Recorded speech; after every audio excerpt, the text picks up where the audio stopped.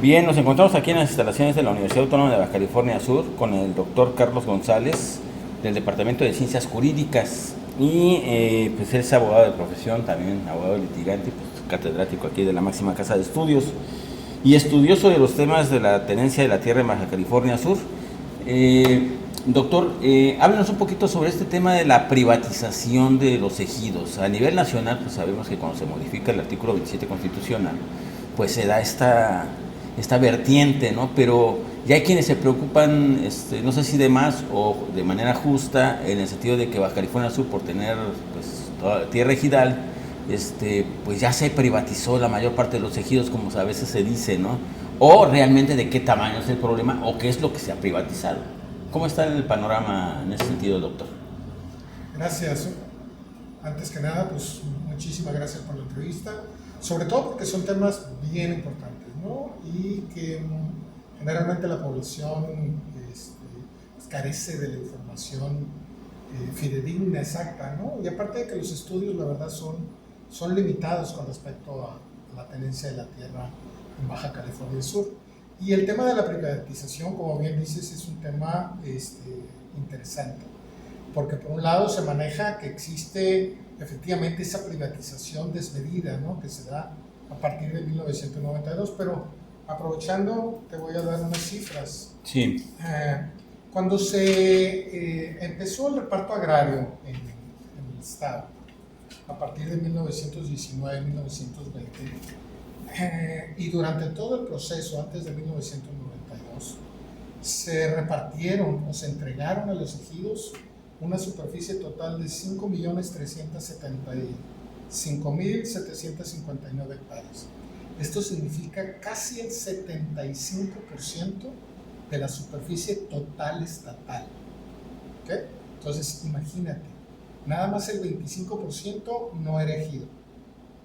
Entonces, de esa superficie total estatal, 5 millones de hectáreas que fueron entregadas a ejidos, actualmente a 2024, después de 32 años de vigencia de la ley agraria y que los ejidatarios ya pueden disponer de sus tierras, ya pueden venderlas, ya pueden privatizarlas, únicamente se han privatizado 583.669 hectáreas. Esto significa un 10.8%, casi el 11%. Entonces, quiere decir que el otro 89% continúa sujeto al régimen ejidal. Entonces, ¿privatizamos realmente el ejido en Baja California Sur?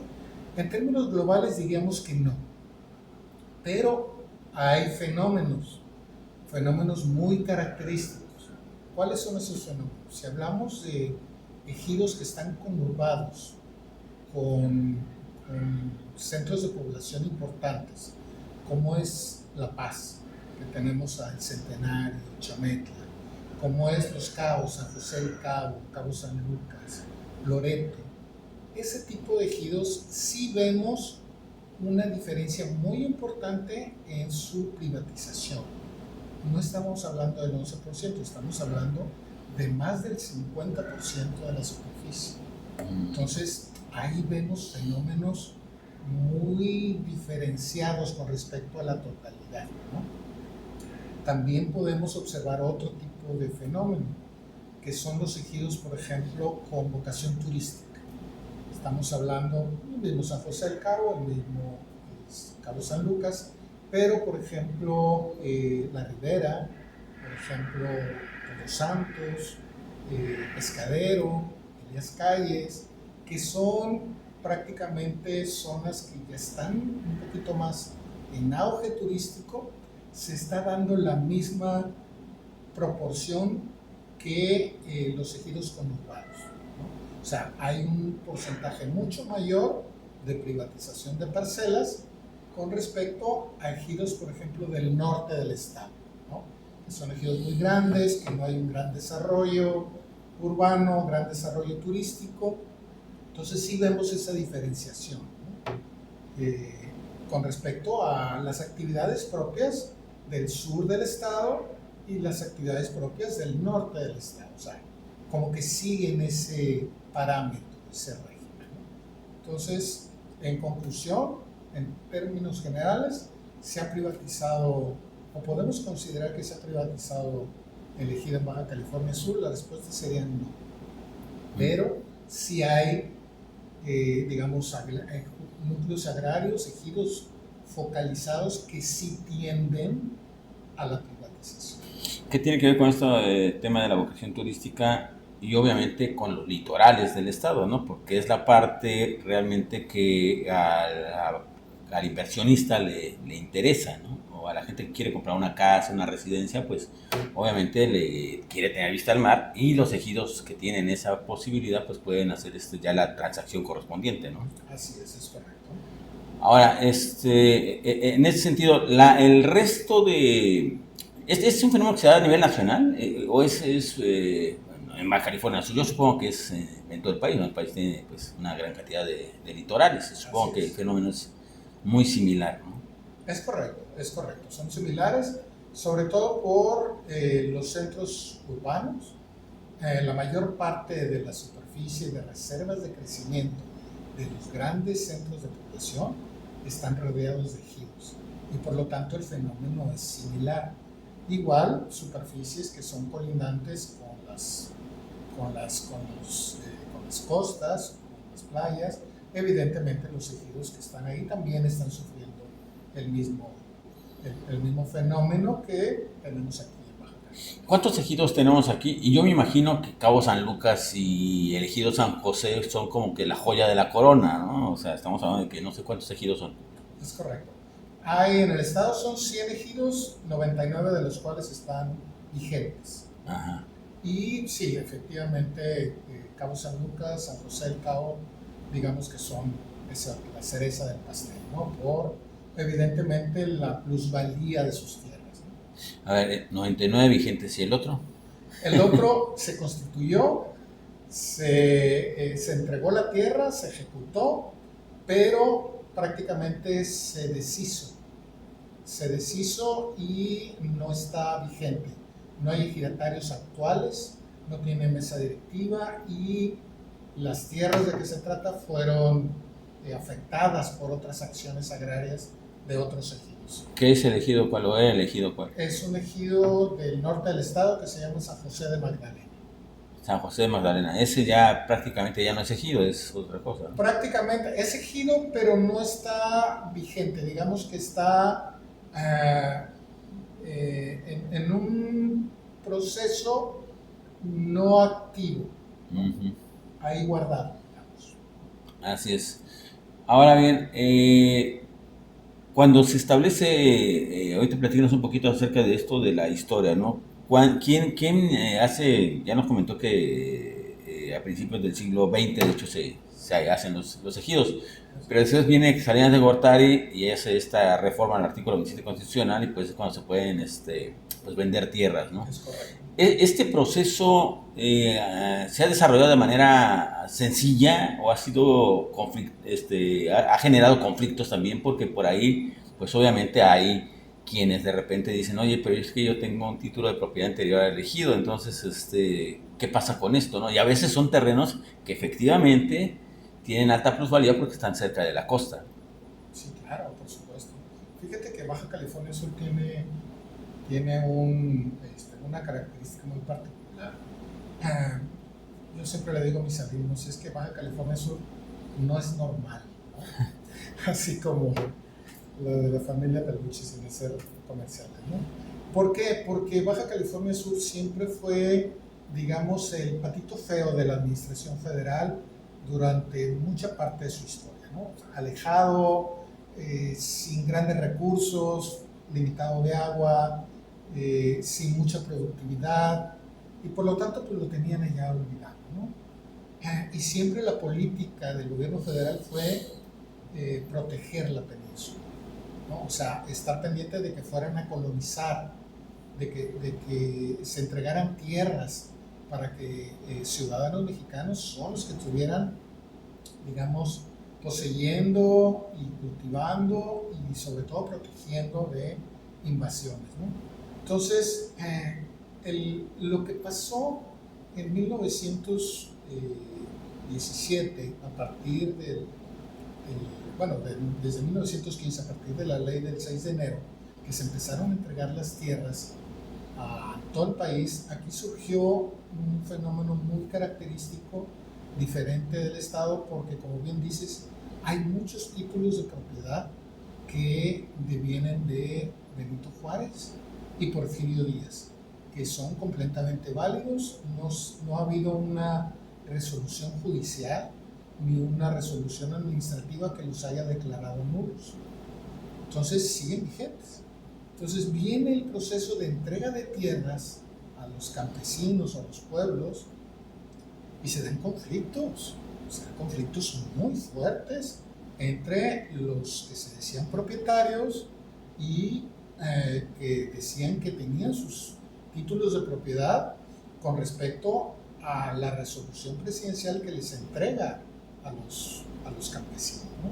Casos muy interesantes de San José del Cabo, en donde a todo lo largo del estero, del río, del arroyo, están los pequeños propietarios con grandes extensiones de cultivo. Y obviamente les cae encima el ejido, ¿no? Entonces, en Todos Santos tenemos todavía en los tribunales agrarios actualmente un problema derivado de la aplicación de la resolución presidencial de 1919. Entonces, sí se dieron mucho ese tipo de problemas que durante el transcurso de la entrega de tierras fueron incrementándose en otras partes del estado.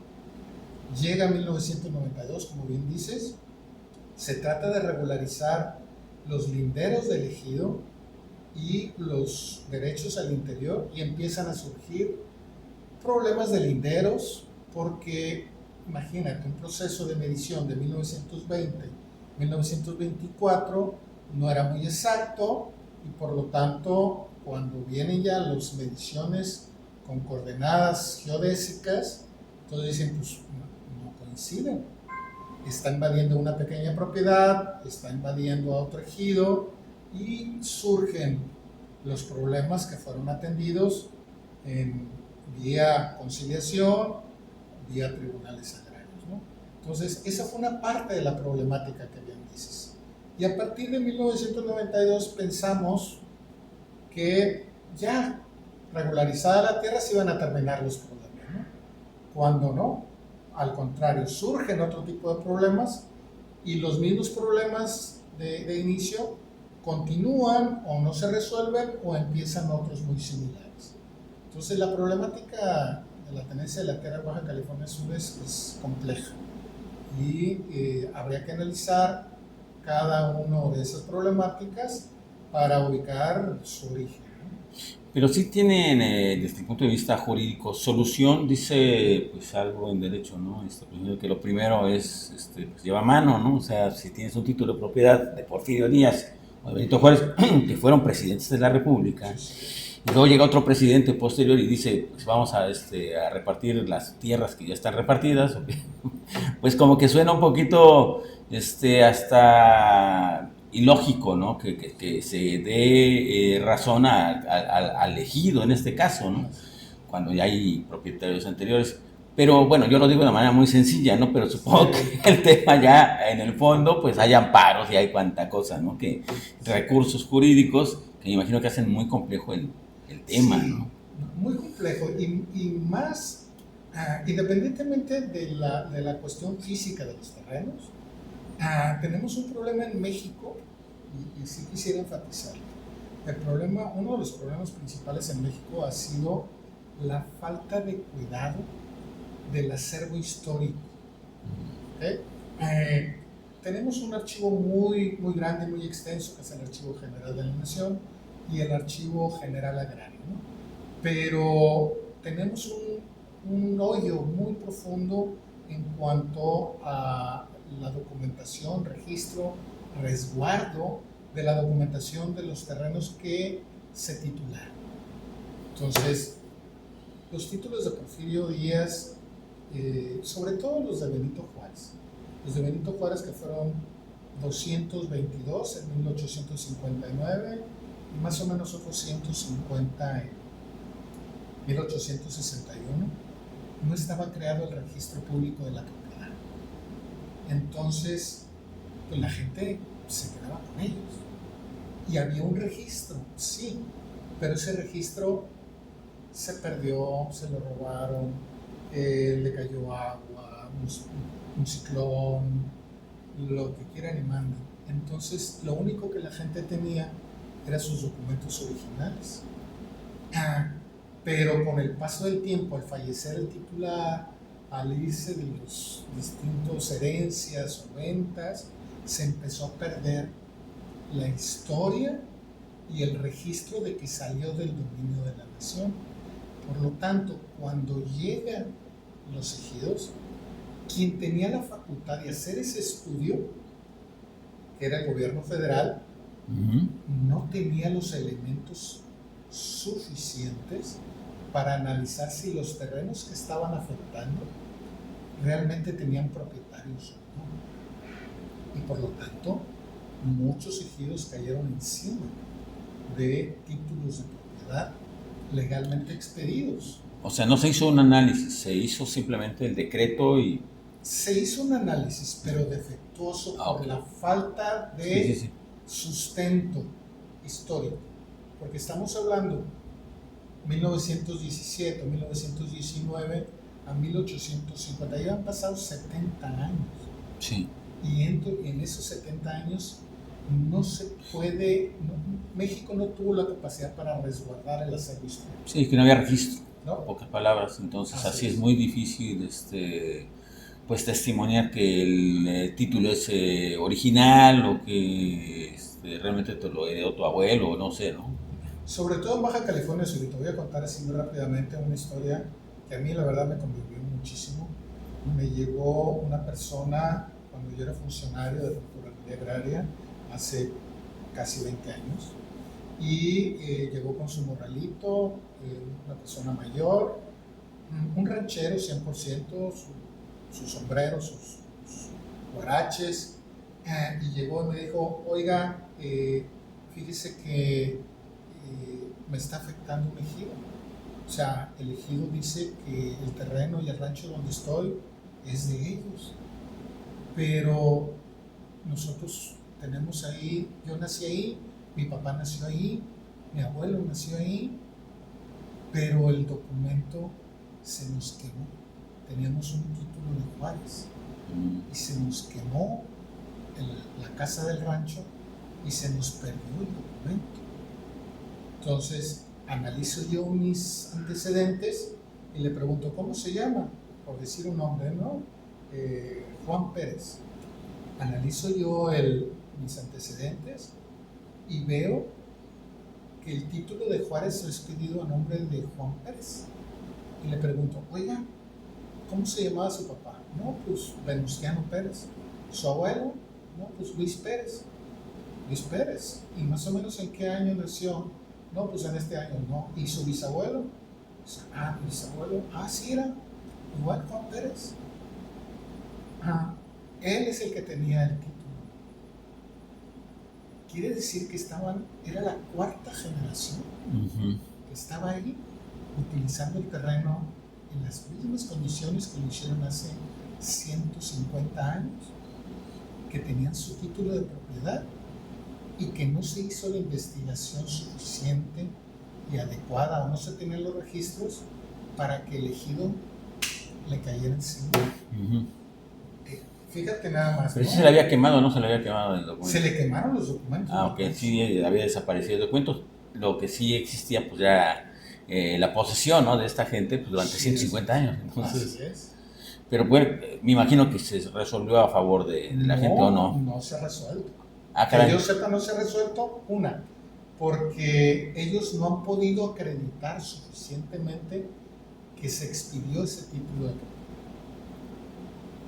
Y el ejido fue creado a través de terrenos nacionales. Entonces, sí hay posibilidades de que ellos peleen en contra del ejido, pero mientras no puedan acreditar que existió el título de propiedad y que ellos derivan de ese título, es complicado. Pero no en un momento dado tendría el gobierno federal en este caso que haber visto que si alguien vivía ahí, decir, bueno, pues es que esta gente, pues, no voy a traer gente de afuera si ya hay alguien ahí, o sea Sí. por muy terreno nacional que sea, ¿no? O sea, pues sí, habría que revisar, ¿no? Que Y sería a lo mejor otra vertiente de investigación y de controversia, ¿no? claro que la gente sabe. Es más, los ejidatarios actuales son parientes de ellos. Sí. O sea, saben, pero obviamente no quisieron respetar esa posición. A ver, ahora, ¿qué pasa en la segunda etapa, ¿no? En donde ya el ejido dice, bueno, pues yo, son peras, son manzanas, yo sí tengo papeles Ajá. y yo sí lo voy a enajenar, o sí lo voy a vender. Y se lo vende a un extranjero, que pues básicamente ellos son los que tienen un poquito más de recursos como para poder, no un poquito, tienen mucho más recursos como para poder hacerse de estas tierras. Y ya en estos casos, pues evidentemente ya es muy difícil, ¿no? Que alguien que pelea esto de origen con el ejido, pues el ejido ya está, lo vendió, ¿no? Entonces, Sí, es complicado. me imagino que hay también casos de ese tipo, donde ya. Sí, por supuesto, por supuesto. Y el extranjero me imagino que también tiene a salvaguarda sus derechos y dice, pues yo ya compré, yo se lo compré a él, me mostró un papel y pues yo sé. Claro, y está adquiriendo de buena fe. Además. Así es. Pero a final de cuentas, como dices, tienen salvaguardados sus derechos, tanto uno como otro, para hacerlos valer ante los tribunales, ¿no? ¿Qué es lo que dice aquí? Ahora sí que este dicho de que papelito habla, aquí sí reza, ¿no? O sea, sí funciona. Y la sugerencia para la gente que tiene documentos es guárdalos bien. No sé si ahora esta misma gente que de repente a lo mejor, no sé si lo sé, pero no lo sé, porque yo creo que sí, pero porque hay registros, si tiene un documento de Benito Juárez de Porfirio, pues lo tiene que ir a cotejar y lo tiene que ir a registrar, ¿no? O sea, es fundamental precisamente para no entrar en controversias, ¿no? Sí, es correcto. De hecho, yo he estado haciendo una investigación sobre los registros de los títulos, sobre todo de Porfirio Díaz, y sí me he encontrado con esa falta de información en el registro público de la propiedad, por ejemplo, de que ya no existen determinados, los primeros libros de inscripciones ya prácticamente se perdieron, ya se tiene a partir de cierta etapa. Entonces, sí nos ha tocado el caso de clientes que llegan, hoy, ¿sabes qué? Pues aquí está mi contrato privado, que en aquel tiempo se podía hacer la transacción de esa manera. Aquí tengo mi inscripción, aquí está el sello de registro público, pero voy al registro público y me dicen que no está registrado. Entonces lo que se hace es se promueve un registro precisamente, ¿no? Sobre todo con los documentos originales que tiene la gente. Muy bien, doctor. Pues algo que quiera agregar sobre este tema. Pues creo que es muy importante, ahora sí que la difusión y la labor que hacen ustedes, los periodistas, es fundamental para dar a conocer a la sociedad, sobre todo, los problemas de la tenencia de la tierra, ¿no? Creo que existen muchos problemas de tenencia de la tierra que tenemos que darle difusión en la forma en que se pueden regularizar o en la forma de estudiarlos y poder proponer medidas para la atención, medidas desde los ámbitos legislativos y ejecutivos, ¿no? Para que pueda darse de alguna forma disminuir ese riesgo de la tenencia de la tierra que tenemos en el Estado, ¿no? ¿Qué porcentaje de estos temas de ejidos o de tierra están en conflicto actualmente? ¿Dan ese dato? Mira, tenemos conflictos muy mediáticos, ¿no? Conflictos muy mediáticos, sobre todo en el área de los caos, que abarcan superficies que son de muy alta plusvalía. Y hablando de porcentajes, creo que sería muy aventurado. Faltan muchos estudios. Créeme que faltan muchos estudios para saber qué tanto problema tenemos, no en los ejidos principalmente, sino en la propiedad privada. Tenemos muchos problemas de proindivisos, por ejemplo, o sea, superficies que son de muchos propietarios o copropietarios, en las cuales no sabemos exactamente a quién le corresponde cada superficie. Creo que ese es un problema que tienen las personas, los propietarios, que debe ser atendido. Entonces, te digo, en los ejidos tenemos una serie de problemática, en la propiedad privada tenemos otra serie de problemática, y en las colonias agrícolas del Valle de Santo Domingo tenemos otra problemática, y en los terrenos nacionales tenemos otra problemática, ¿no? Entonces, creo que faltan estudios mayores estudios para determinar este es el porcentaje que tenemos en superficie que tiene problemas. Ok. Gracias, doctor. A la orden.